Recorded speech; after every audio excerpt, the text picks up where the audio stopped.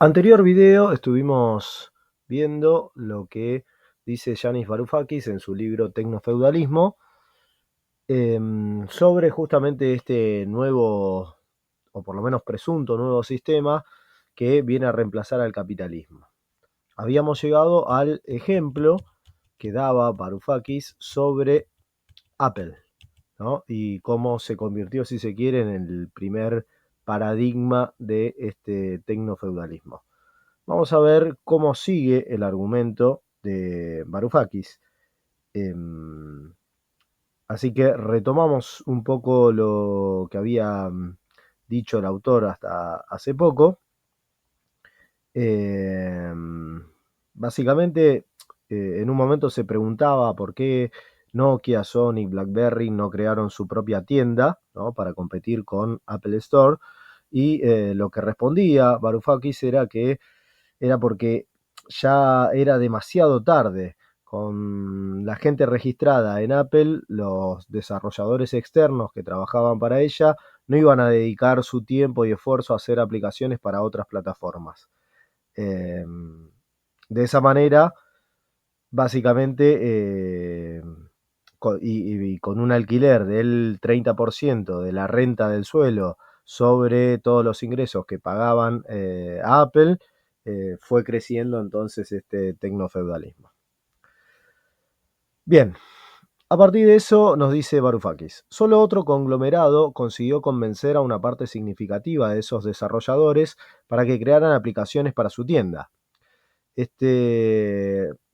se quiere, esta empresa, este conglomerado fue Google, ¿no?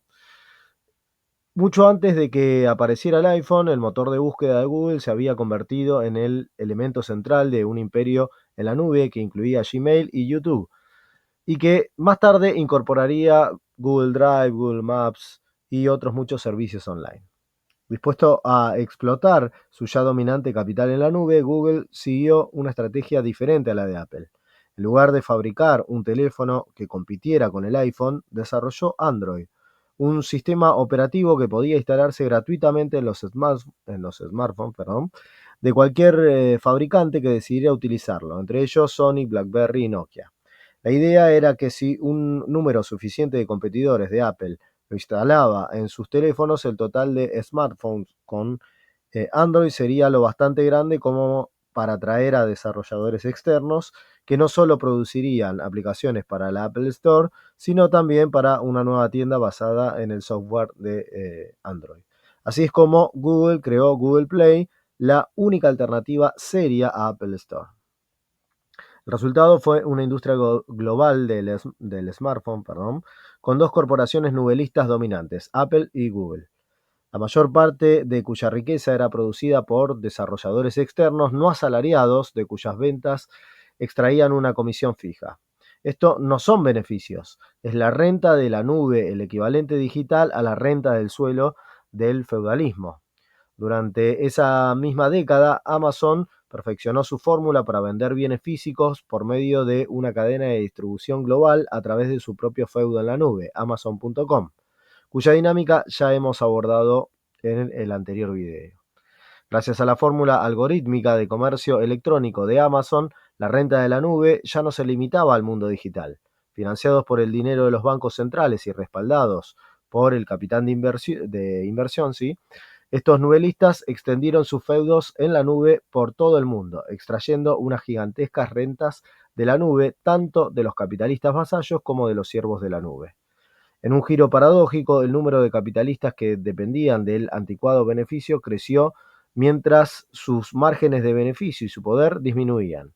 Estos capitalistas, vasallos, también han seguido disfrutando del poder de mando sobre la mayoría de la mano de obra, los trabajadores dependientes de salarios, y aún son propietarios, al menos en parte, de los medios de producción, los ordenadores, los coches y las furgonetas, tal vez una oficina, un almacén o una fábrica.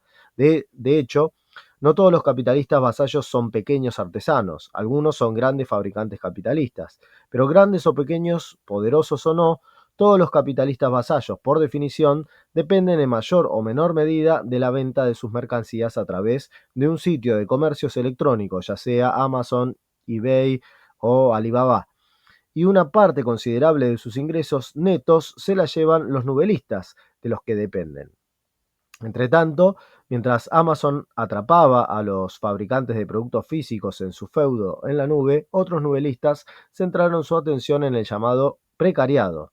Empresas como Uber, Lyft, DoorDash, y otros en el norte global y sus imitadores en Asia y África conectaron sus feudos en la nube a una gran variedad de conductores, repartidores, limpiadores, restauradores, incluso paseadores de perros, trabajadores a destajos y sin un salario, a los que cobraban una comisión fija de sus ingresos, una renta de la nube, otra vez. Desde los propietarios de fábricas del Medio Oeste estadounidense hasta los poetas que tratan de vender su última antología, pasando por los conductores de Uber londinense y los vendedores ambulantes indonesios, todos dependen ahora de algún feudo en la nube para acceder a los clientes. Es el progreso o algo así. Atrás quedó la época en la que para cobrar sus rentas los señores feudales recurrían a matones que derramaban sangre o rompían las rodillas de sus vasallos. Los novelistas no necesitan alguaciles para confiscar o desalojar. Todo capitalista vasallo sabe que si se elimina un enlace de su sitio en la nube, podría perder el acceso a la mayor parte de sus clientes. Y con la eliminación de uno o dos enlaces del motor de búsqueda de Google o de un par de páginas de comercio electrónico y de redes sociales, podrían desaparecer por completo del mundo online. El tecnofeudalismo se fundamenta en un tecnoterror aséptico, es decir, supuestamente limpio. En conclusión, resulta evidente que la economía mundial se engrasa cada vez menos con el beneficio y cada vez más con la renta a la nube. Ahora bien, ¿estamos ante un capitalismo con esteroides y no ante un tecnofeudalismo? Y Varoufakis responde, no me convence.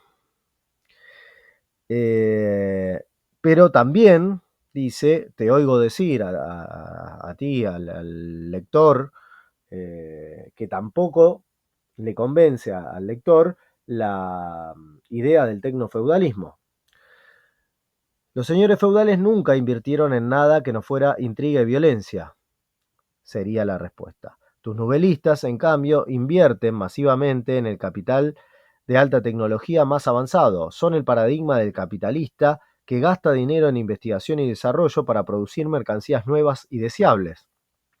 Como resultados de búsqueda, asistentes personales digitales, y aplicaciones para hacer teleconferencias. Incluso, aunque lograran crear algo parecido a un feudo, como Zuckerberg hizo con Facebook, no tarda en surgir un competidor que se lleva millones de usuarios a su propio negocio multimillonario. Fíjate, por ejemplo, en el repentino auge de TikTok. Tus novelistas son justo lo contrario de los perezosos varones y condes. Se parecen mucho más a Thomas Edison, a Henry Ford o a George Westinghouse que a cualquier señor feudal.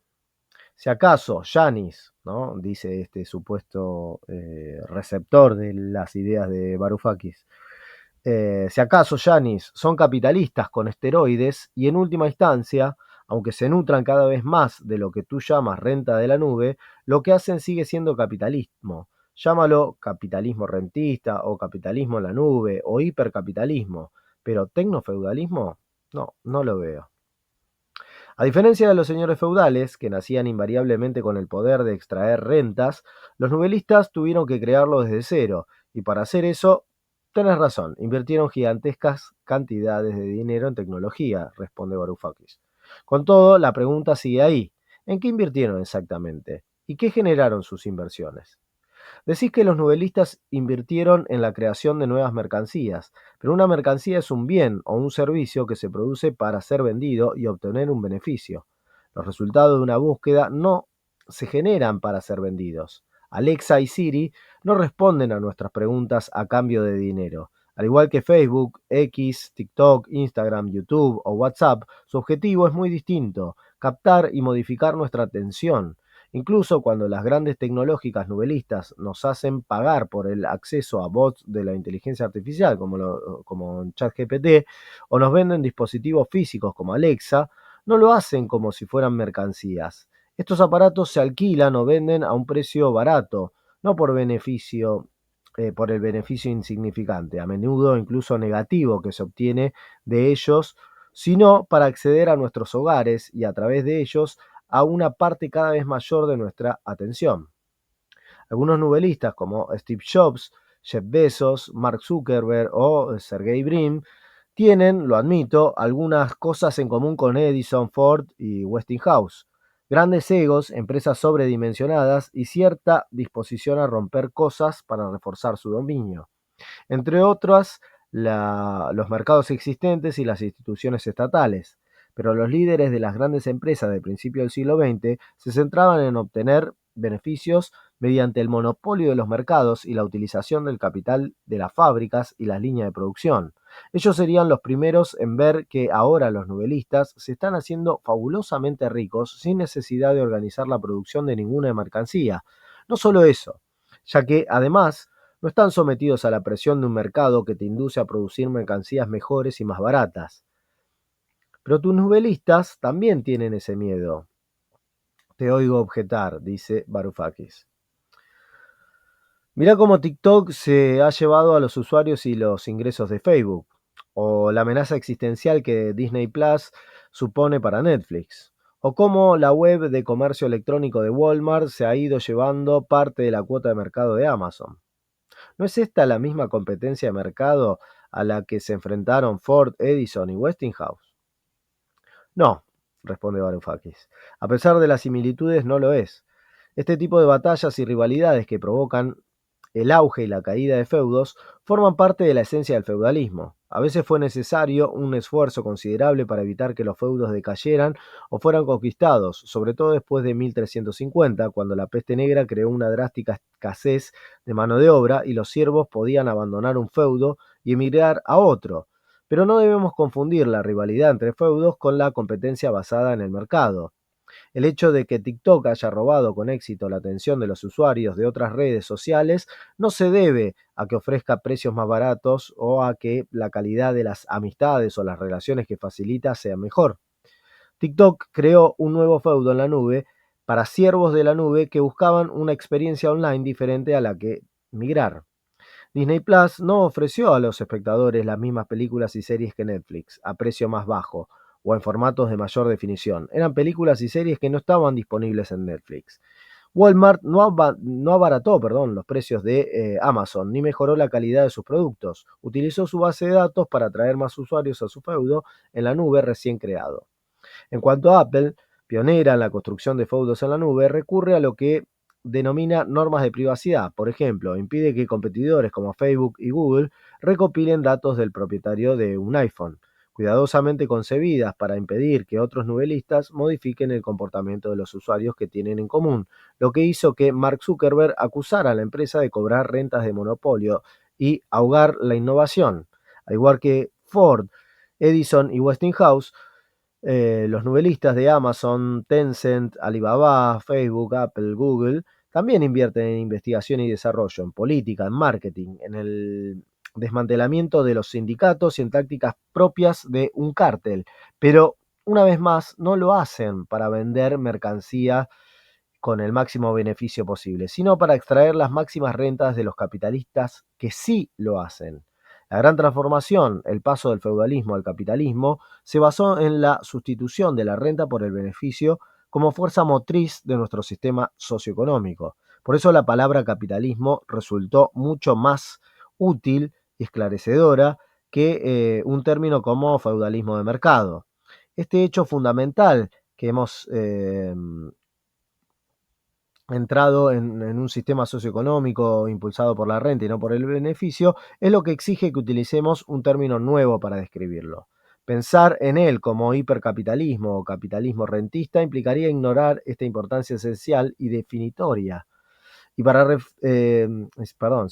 y para reflejar el regreso de la renta a una posición central, no se me ocurre mejor nombre que tecnofeudalismo, dice Varoufakis. Antaño, los socialdemócratas tenían cierto poder sobre los industriales porque contaban con un respaldo de los sindicatos y podían amenazar con una regulación adversa. Ahora los nubelistas no temen a los sindicatos poderosos porque los proletarios de la nube son demasiado débiles para crear uno y los siervos de la nube ni siquiera se consideran productores. Entonces la regulación se dedicaba a limitar los precios y desarticular cárteles. En la era del capital en la nube, los nubelistas se sienten seguros porque piensan que esto carece de sentido. La regulación de precios es irrelevante cuando los servicios que el consumidor necesita que se protejan ya son gratuitos o lo más barato del mercado. En cuanto a la ruptura de monopolios, como hizo el presidente Theodore Roosevelt con Rockefeller cuando dividió la Standard Oil y otros cárteles, eso solo era posible en los viejos tiempos del capital terrestre. La Standard Oil constaba de gasolineras, refinerías y sistemas de transporte de combustibles dispersos por todo Estados Unidos.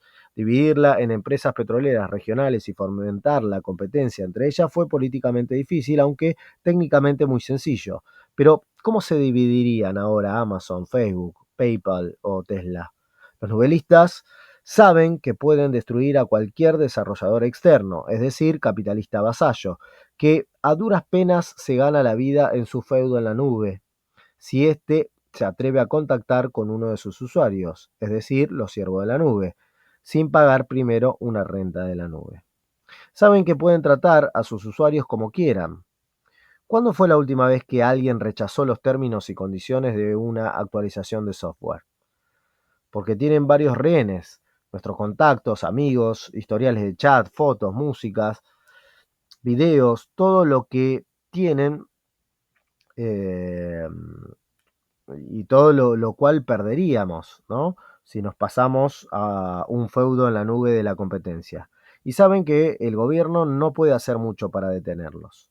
A diferencia de las empresas de telefonía nacionales, a las que los gobiernos nacionales obligaron a cobrar las mismas tarifas cuando se llamaban a clientes de otras empresas de la competencia, ¿cómo podrían obligar a X a compartir todos tus posts y fotos y videos acumulados?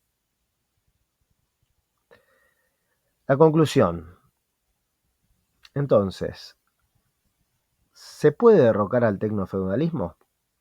En una ocasión, un activista de izquierda, dice Varoufakis, me lo dijo de manera admirable. Yanis, si tienes razón y la explotación tiene lugar más allá de los límites de la empresa capitalista, dijo con una sinceridad encantadora. Entonces, organizar al proletariado nunca será suficiente. Este es precisamente mi argumento. No sugiero que haya dejado de ser necesario que los trabajadores de las fábricas, los maquinistas, los profesores y las enfermeras se organicen. Lo que digo es que eso no es en absoluto suficiente. En un mundo cada vez más dominado por el capital en la nube, que se produce en gran medida gracias al trabajo gratuito de siervos de la nube que no reciben un sueldo, la organización del proletariado, del precariado, no va a detenerlo. Para tener alguna posibilidad de derrocar al tecnofeudalismo y de que eh, y de que demos vuelva a la democracia, es necesario reunir no solo al proletariado tradicional y al de la nube, sino a los siervos de la nube y además al menos a algunos capitalistas vasallos. Únicamente una gran coalición que los incluya a todos puede debilitarlo bastante al tecnofeudalismo. Tal vez parezca una tarea difícil, y lo es, pero la resistencia al poder exorbitante del capital siempre lo ha sido. Tal vez parezca, cuando pienso en lo que costaba organizar un sindicato en el siglo XIX, dice Varoufakis, me estremezco. Los obreros, los mineros, los estibadores, los esquiladores y los costureros se enfrentaban a los golpes de la policía montada y a la violencia de matones contratados por los capitalistas, y se enfrentaban sobre todo a la pérdida de su empleo en una época en la que renunciar a un jornal significaba que sus familias pasaran hambre. Incluso cuando conseguían llevar a cabo una huelga con éxito, el aumento salarial que conseguían se compartía con quienes no habían ido a la huelga, lo que pesaba aún más en contra de movilizarse. Y con todo se movilizaban. Lo hicieron contra toda lógica, sabiendo que podían sufrir enormes pérdidas, a cambio de pequeños e inciertos beneficios compartidos. El tecnofeudalismo levanta una nueva gran barrera que impide la movilización contra él, pero también confiere un nuevo gran poder a quienes se atreven a soñar con una coalición que los derribe. La nueva gran barrera es el aislamiento físico entre los siervos de la nube y los proletarios de la nube. Interactuamos con el capital en la nube y estamos sometidos a él a través de nuestras pantallas personales, nuestros teléfonos móviles, los dispositivos digitales que supervisan y controlan a los trabajadores de los almacenes de Amazon, por ejemplo. La acción colectiva es más difícil cuando las personas tienen menos oportunidad de reunirse, pero ahí reside también el gran poder que el capital en la nube confiere a los potenciales rebeldes, la capacidad de crear coaliciones, organizarse y actuar a través de la nube.